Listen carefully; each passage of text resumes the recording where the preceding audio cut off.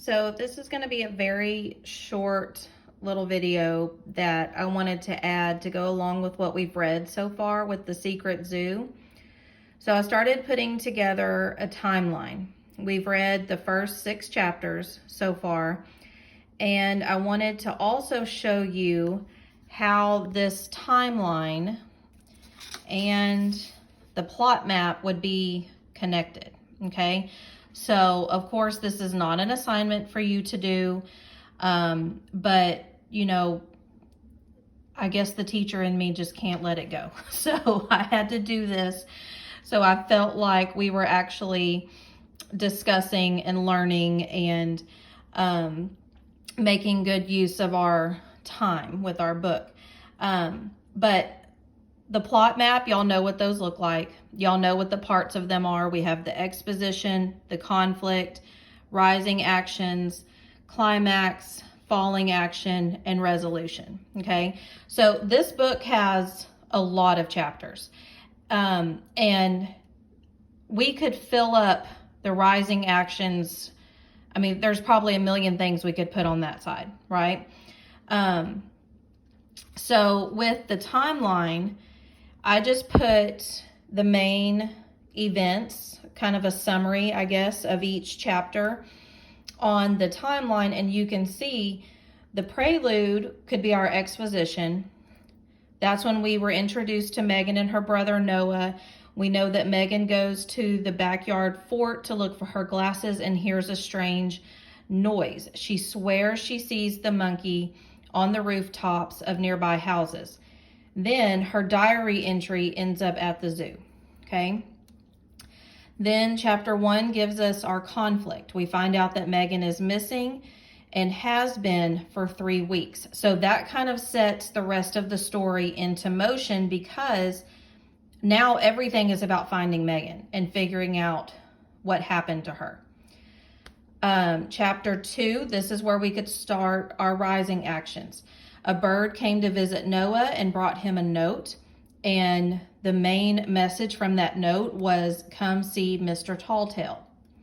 In chapter 3, Noah goes to the zoo. He finds Mr. Talltail and leaves with a new note. Chapter 4, Noah knows the writing on the paper is Megan's. Megan had written about the forest of flight. So in chapter 5, Noah goes back to the zoo and visits the forest of flight. He finds the bird that came to his room, Marlowe. That's the bird's name. Remember, he got that from the, I guess you would call that like an information plaque, you know, that you see in front of the exhibits at the zoo. And he gets another note. Then in chapter 6, that's when he's at school in the cafeteria, and Noah decides to tell the action scouts, Richie and Ella. He starts sharing Megan's notes, okay? So that's where we are. So we're still working on our rising actions, okay? Also at the top of the plot map, you can see that I put the setting. So the main setting is in the Clarksville City Zoo. That's where most of our main events are happening so far.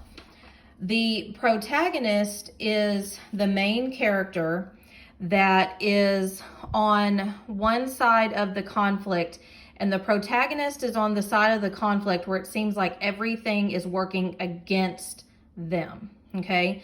So we don't want to always think about the protagonist as the good guy, but I guess you could say the protagonist can be seen as a victim. They're the ones that have the problem.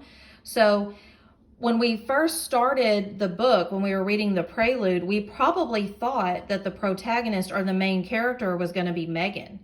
But now Megan's missing, and Noah is actually the main character. Her brother Noah is the protagonist. So we don't really know who the antagonist is yet. The antagonist is the person or groups of people, or it could even be an event, a situation that is working against the protagonist. So the protagonist is on one side of the conflict, the antagonist is on the other side of the conflict.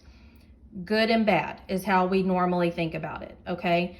But the protagonist is Noah. He's the one with the problem. We know that the problem is that Megan's missing, but we don't know why yet.